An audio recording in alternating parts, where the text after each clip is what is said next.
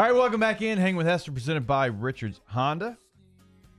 Excited to catch up with Colin Jeter, who now plays for the Seattle Dragons in the XFL, former LSU tight end now, who's been in this studio with us a time or two before. Colin, how you doing? I'm doing good, Jacob. How you doing, man? Doing well. Glad to have you on. I'm going to go ahead and prep you. By the end of this, you got to make fun of Austin Baines somehow. Okay, I'm pretty good at doing that. So. Okay, we can save that for the end. But, hey, just tell us about the XFL, how it's been the first couple of weeks. 29,000 people out.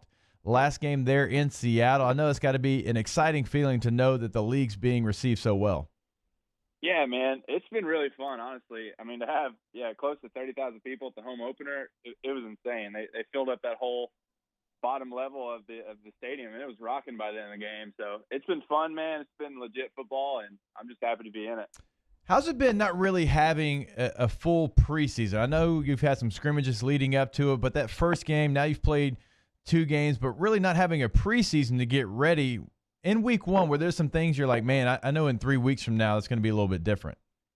Yeah, I was actually just talking about that with some of my teammates the other day. You know, we've been kind of on this accelerated clock. You know, we got really 2 weeks of minicamp, 2 to 3 weeks of training camp, and then we were right in it. So it's been a little tougher, you know, kind of everyone coming together and getting smooth real fast. But just like you talked about, as the weeks go on, I think we're just going to get better and better, and everyone's going to get more in sync. So I'll ask you this. What's been the most kind of difficult part? Was it the short time period? Was it not really knowing your teammates? Everybody comes together. The coaches didn't really know their teammates because, you know, typically when you go into an NFL locker room, as you know this, you've been there as well, well, there's like 80% carryover where guys have worked together before, but here you're starting all over from scratch. Yeah, man, that's one thing. It's been, you know, it's a whole brand new team, the inaugural team, I guess. So everyone's coming together, never really played with each other before. And then, like I said, with the accelerated time clock, it's like just trying to get in sync and get everyone on the same page with that short amount of time. It makes it tough. So we're getting better about it. And I think as weeks go on and as we kind of get used to this in-season schedule, everyone's kind of getting on the same page. But that definitely, I would say, is the hardest part. Colin, talk to me about the level of play in this league. How does it compare to play in Auburn or Alabama in the SEC? I think it's a high level of play, man. I mean, you got guys who, you know, all are essentially NFL players. They just, you know, for whatever reason, it hasn't worked out. So I'd say it's a high level of play. I've been impressed with it so far. Just kudos to all the guys in the league, and everyone's kind of coming into the league for the similar goal of getting back into the NFL. So whatever guys can do is show good things on film, they're going to do it. So you're going to have a high level of play. Colin Jeter here, hanging with Hester, former Tiger tight end, now in the XFL up with Seattle. Speak to me about your journey and the fact that how frustrating it's been to get into a camp and then break your foot and then sign on with the Bucs and go through the concussion deal like you did, and finally now I've had a chance to play football again.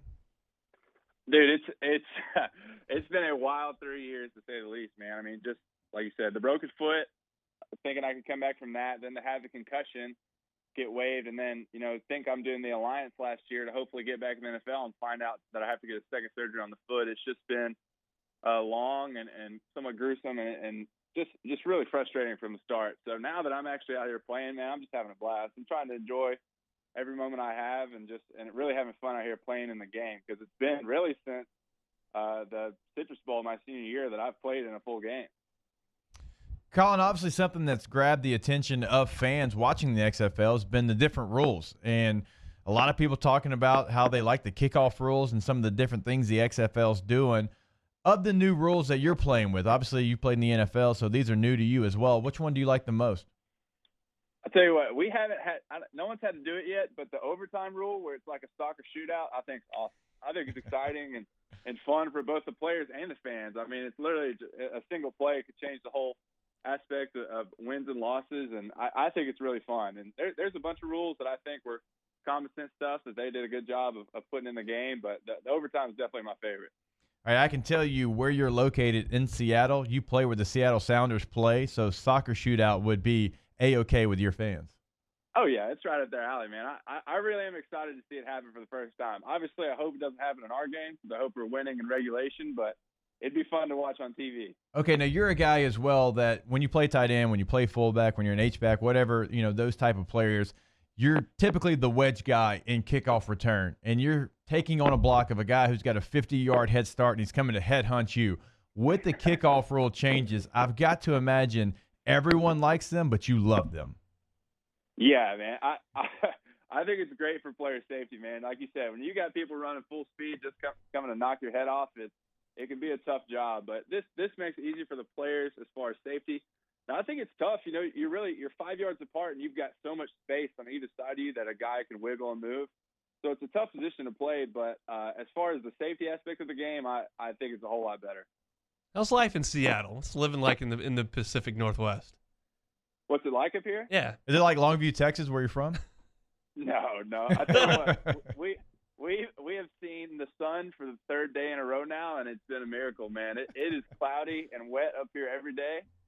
But other than that, you know, it's pretty fun. We're living downtown, which is obviously a lot different than living anywhere where I've lived before. We live in a hotel and just kind of walk around to wherever we want to eat or whatever. But it's been fun. Like, it's a big sports town. The fans here are great, and it's been a fun experience. All right, I've got one more for you, Colin. So Brandon Silvers is a guy that I know really well. He was actually my brother-in-law's high school quarterback, and so I watched him grow up. I saw him go to Troy and have success. How many times have you had to put up with his crap about Troy beating LSU? Dude, you have no idea. It's literally for mini camp. It was every day. I believe it. Every time someone would mention something about me playing at LSU, he'd have to pipe in something about being at Troy, you know, and beating us at home. He's like, "Oh yeah, Death Valley, easy place to play," stuff like that. You know, he's always clowning. He's a fun guy to be around. He's a good dude, but yeah, he's never gonna let that go, and he's never gonna close the yearbook on his days at Troy. Oh, it's gonna, yeah. On his tombstone, whenever, you know, 80 years down the road when he meets his maker, it's going to be that one time in Tiger Stadium is going to be on it. Oh yeah, that's gonna be top of the line. I'm pretty sure he put it on his resume or his LinkedIn site. Oh, there's no way that Brandon Silvers has a LinkedIn. Come on, we know Silvers too well for that. Yeah, you're right. But like I said, it's gonna be at the top no matter what. All right, you take on the Dallas Renegades this weekend, man. Best of luck to you. It's a home game, correct? It is indeed a home game. So hopefully, like you said, we almost had 30,000. I'm hoping we can bump it up for this game. So we'll see. Man, I bet you have over 30,000. Seattle is a great sports town. I'm there with you. So good luck against the Renegades, my man. Good catching up with you. Oh. Hey, man, I appreciate it. Yeah. We can't forget about Bain. Yeah, here. we cannot forget about Austin Bain. You've got to make fun of him somehow. Okay, my favorite thing to make fun of Bain, which he always hates, is I just call him Bacon Neck because he doesn't have traps, and the collar on his shirt always get all wrinkly like a slice of bacon. So anytime you can clown him about that, it's gonna cut deep. So Bacon Neck. Bacon Neck. Yep. Okay, we are going to get our voice guy to come up with a Bacon Neck drop. So every time he comes on, they're going to call him Austin Bacon Neck Bain. Yes. Oh, thank you so much. We appreciate that ammo. All right, there he is, Colin Jeter, good enough to join us here. Colin, appreciate it, man. Hey, guys. Thanks for having me on.